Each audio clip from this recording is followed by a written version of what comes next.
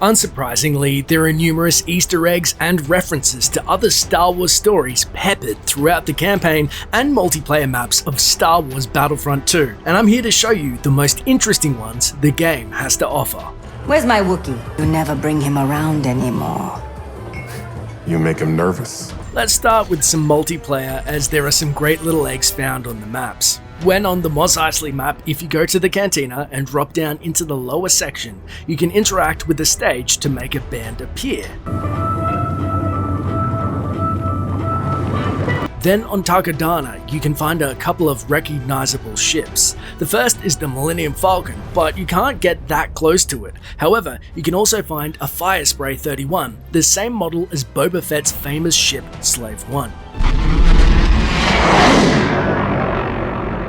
You can also see a flag in the castle's courtyard with the logo of the 501st Legion, a real-world group who are the world's largest imperial costuming organization who support many charity events, and this was actually an Easter egg in the movie as well.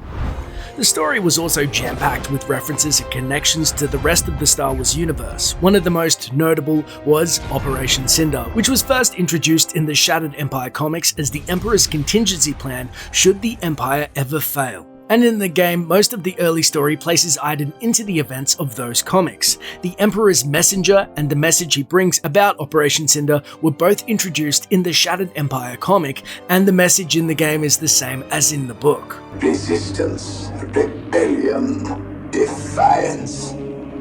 These are concepts that cannot be allowed to persist. You are but one of many tools by which these ideas shall be burned away. Then, after delivering his message, the droid tells Iden that you are not verified.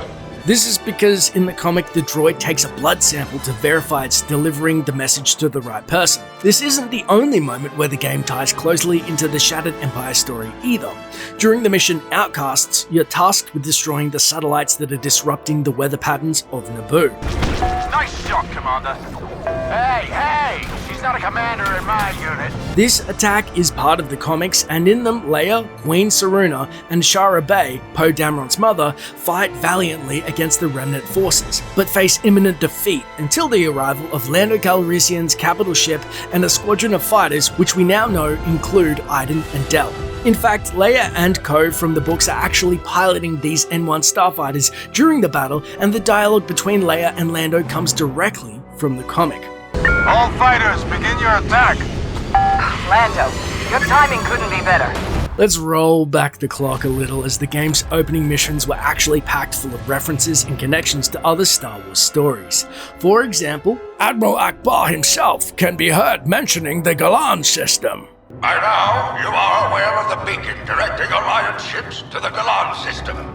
This is a reference to the events of the Leia novel Moving Target, where the Alliance plants beacons to distract the Imperial fleet from their pending assault on the Death Star. Now, speaking of the Death Star, after its destruction, this piece of dialogue takes place. Vice Admiral Sloane has ordered a retreat. We're pulling out of the system. Vice Admiral Sloane is Rey Sloane, who took control of the fleet after the death of Admiral Piet. She's appeared in many books and short stories, and in the Levers of Power, you can get a perspective on the Battle of Endor. During the Luke Skywalker mission, we see him uncover a compass in the Emperor's observatory on Pylia.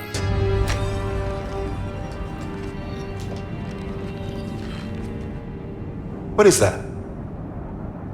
I'd like to keep this compass, if you don't mind. While it hasn't been seen in any other media, it seems likely that it will show up in The Last Jedi, and is pretty much confirmed thanks to some box art for some upcoming Hot Toys minifigs. It's speculated the compass is instrumental in Luke finding the location of the ancient Jedi temple in the new movie. I've seen this raw strength only once before. It didn't scare me enough then. It does now.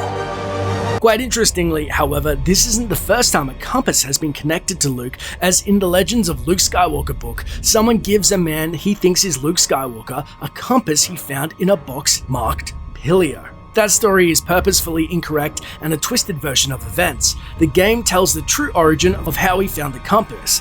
If you're watching this in the future, post a comment below on how the compass ties into the movie. That's kind of exciting. The Han Solo mission is packed full of more Easter eggs and references than any other area of the game. For example, your contact in the mission makes a reference to an intimidating admiral named Rax. Imperial officers like to talk, power plays and whatnot, particularly for one gentleman. Name of Rax, if you know him. Can't say that I do.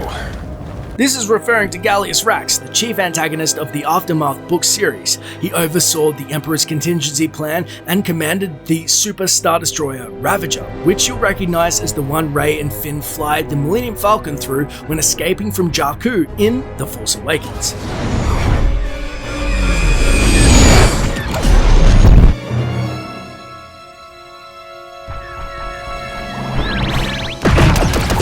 You'll also hear the beverage Maranzane Gold mentioned a few times. You think I look like that idiot drinking Maranzane Gold? He can afford to drink Maranzane Gold?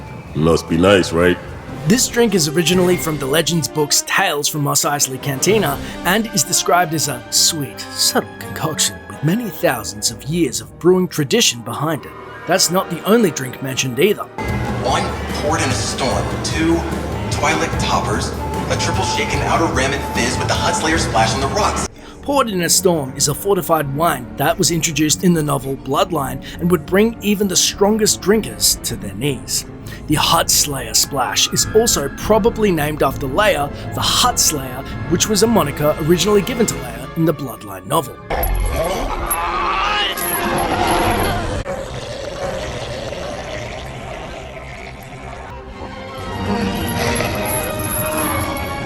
If you go upstairs, you can overhear 2 smugglers talking about their trade. Still moving cargo for Black Sun? Yeah, Adarim is prosperous to say the least. Hiring like you wouldn't believe. Now, you might remember the Black Sun Syndicate from the Shadows of the Empire game for N64, as well as the Clone Wars series and Darth Maul comics. Another conversation is a reference to Star Wars Rebels. Definitely a Wookiee. Oh, please, I know what a Wookiee looks like. Okay, what else? Big green eyes. And he was sort of purple.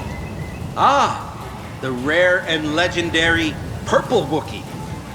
You're the worst. They're actually talking about the Lasats and perhaps even Zeb himself. Wait, he is the warrior, and I got stuck being the child? Another Rebels reference is found in the bar when a patron talks about the Sky Strike Academy. All those flight hours at Sky Strike Academy for what? Just to get kicked out and end up here? Then, one of my all-time favorite references was about the Zerka Corporation from Knights of the Old Republic. After you left me stranded during the Zerka job? Not a chance. Come on, it all worked out. It must have, because here you are. During the final chapter of the campaign, Kylo Ren interrogates Del Meeko, and we learn his first posting as an Imperial soldier was on Scarif, the tropical planet that provided the setting for the climactic battle in Rogue One, a Star Wars story.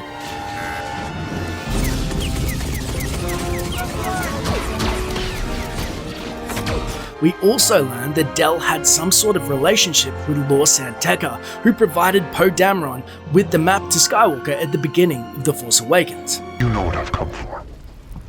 I know where you come from. Before you called yourself Kylo Ren. The map to Skywalker. We know you found it. This part of the story takes place before The Force Awakens and is when Kylo Ren is hunting down Lor San Tekka and the map. During the story, we also see the Dauntless, the Star Destroyer that first appeared above Fondor and later during the attack on Vardos. This is the same Dauntless that we see in Rogue One, hovering above Jeddah City.